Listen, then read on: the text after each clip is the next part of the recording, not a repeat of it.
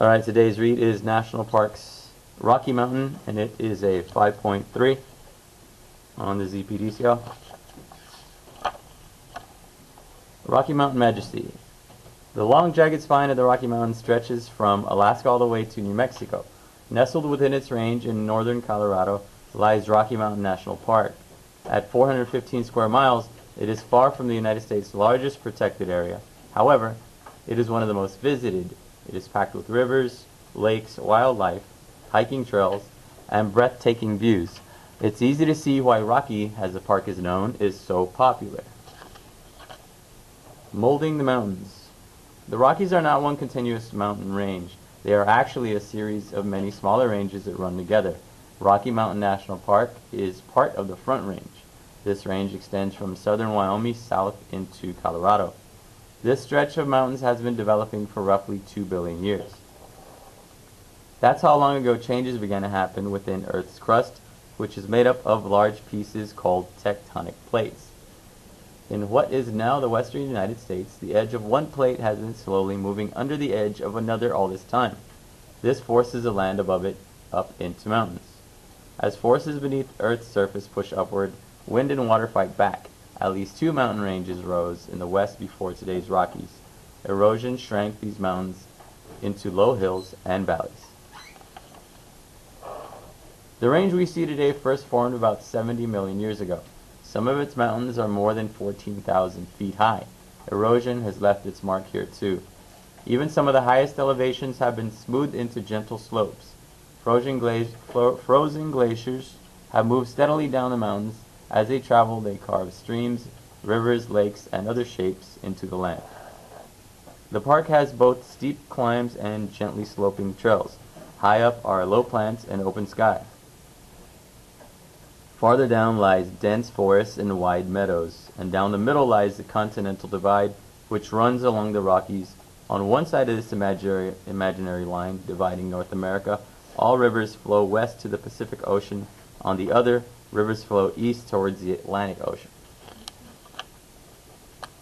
People passing through. The first humans in the southern Rockies arrived about 11,000 years ago. They mainly passed through while hunting or traveling. The UTE and other Native American groups settled the area beginning in about 12,000 CE. Change came to the region when the United States purchased it as a part of the Louisiana Territory from France in 1803. The territory covered much of the American West. White Americans soon settled in and around the Front Range, clearing land for farming, mining, and logging. They also hunted increasing numbers of animals. By the 1900s, residents such as Enos Mills were worried about the environment. In 1907, he and others began working to protect the area. In 1915, they succeeded, and the U.S. Congress created Rocky Mountain National Park. View from above. There are countless reasons visitors come to Rocky Mountain National Park. One obvious attraction is the dizzying heights of the mountains and their spectacular views. But that's not all the park has to offer. Sparkling lakes, swift rivers, winding canyons, and gentle meadows are scattered throughout the area. Crisscrossing these sites are about 350 miles of trails. A visitor could spend months exploring the park and still not see all of it. On top of the world. Long's Peak is the park's tallest mountain. Some hikers climb Long's Peak not only for its spectacular views, but also as part of a larger challenge, to scale all 53 14ers in Colorado. A 14er is a mountain that rises higher than 14,000 feet. Though Long's is the only 14er in the park, it's not the only giant. Hikers also frequently take on Ypsilon Mountain and its neighbors Chapin and Chiquita. Tracking the source. If you head to the western side of the park, you can find the source of the Colorado River. Explorers can start at the Colorado River trailhead off Trail Ridge Road, follow the trail just over 7 miles to La Poudre Pass. There lies a swampy area that feeds a small stream, the Colorado River. The river may have humble beginnings, but it certainly leaves its mark. Staying safe. Whether hiking, biking, or camping, humans can get into trouble in the mountains. Some trails are steep, uneven, or otherwise challenging. At high elevations, there is less oxygen, making it difficult to breathe. Weather changes quickly in the mountains too.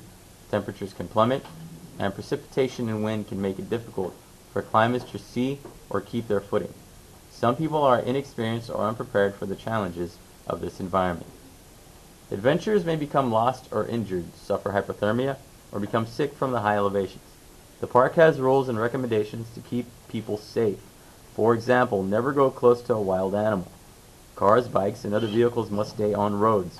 Always carry a map, compass, and extra water, food, and clothing. Emergency supplies such as a flashlight and first aid kit are a good idea. 2. And never go into closed areas. Wildlife in the Rockies. The landscape of Rocky Mountain National Park has a lot to offer. So do the many creatures that live there. Some visitors come just to spot the wildlife. The animals in the park range from mighty moose and sharp-eyed eagles to tiny chipmunks and delicate butterflies. Some species only pass through the park at certain times of year. Others live there year-round. However, no matter when you visit the park, there are plenty of interesting animals to see. Furry creatures. The park's 800 or so elk are perhaps its most famous mammal resident. In the fall, visitors can hear these animals bugling or calling for mates. Moose graze near streams and lakes on the western side of the park. In rivers, otters swim and beavers build dams. Smaller animals such as chipmunks and weasels scurry through the forests. Black bears, mountains, and coyotes hunt. At dusk, you might spot a bat swooping silently in the sky. The Rockies without wolves. In the 19th and 20th centuries, Americans hunted gray wolves and nearly to extinction. People wanted to protect their livestock and themselves from these predators. However, gray wolves hunted elk and kept their populations in check. Without wolves, elk numbers exploded.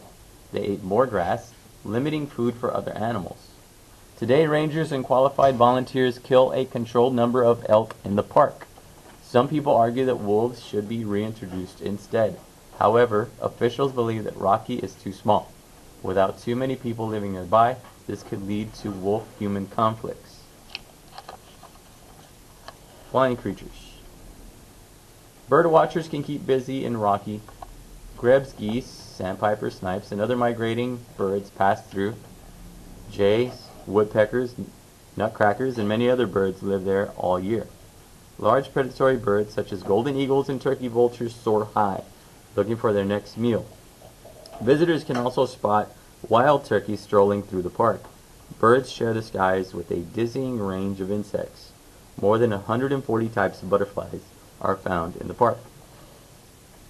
The park boasts about 60 species of animals, more than 270 types of birds, and countless insects.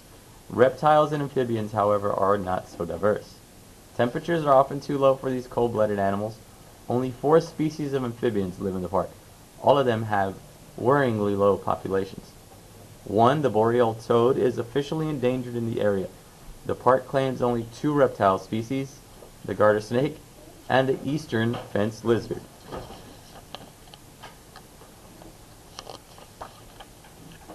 From forest to tundra.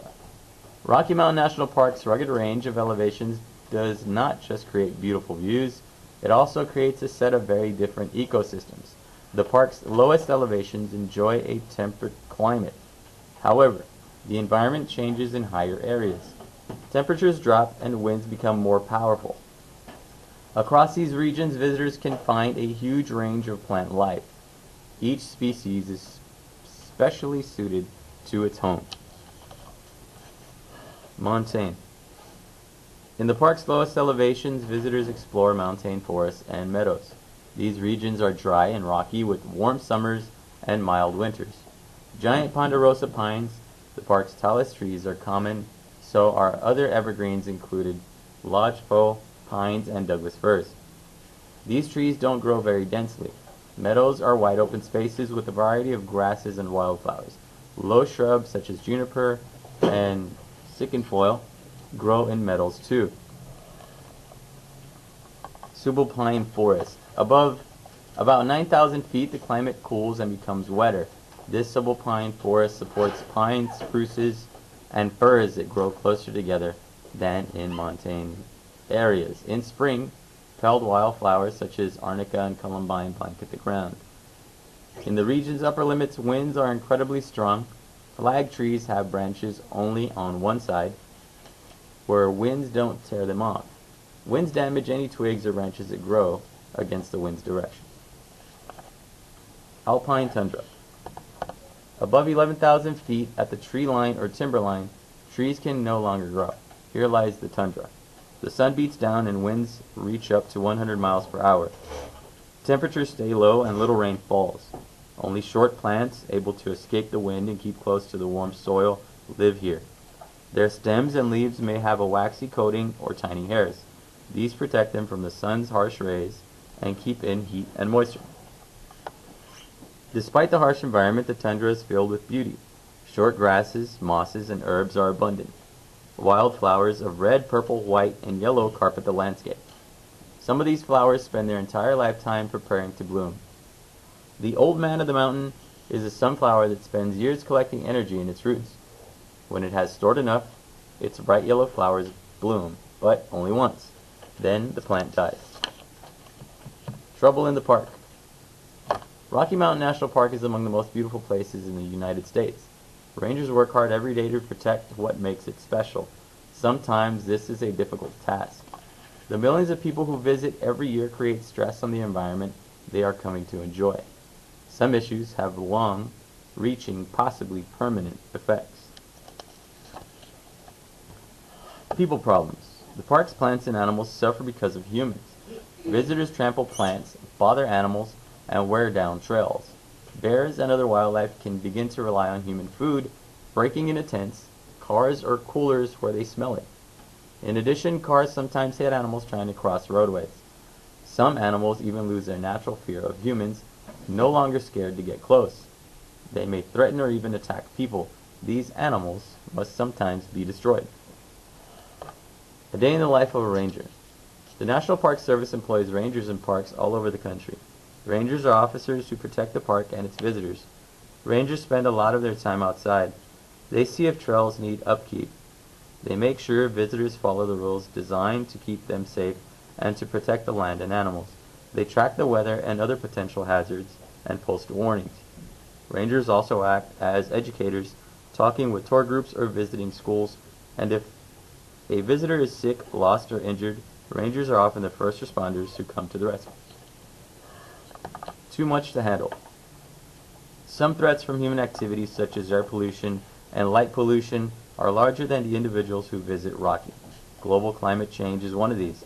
As Earth gradually becomes warmer, plants and animals in the mountains slowly move higher to where temperatures are cooler.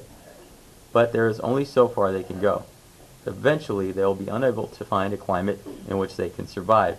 As a result, large numbers of species may someday die out at an alarming rate.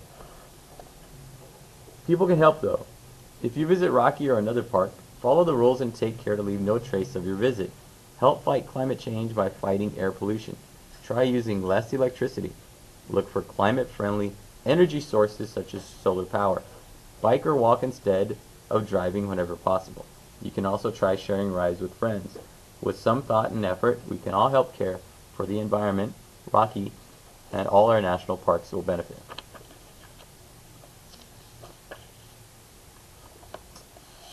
The quiz number is 191514. Grab a computer, take the test.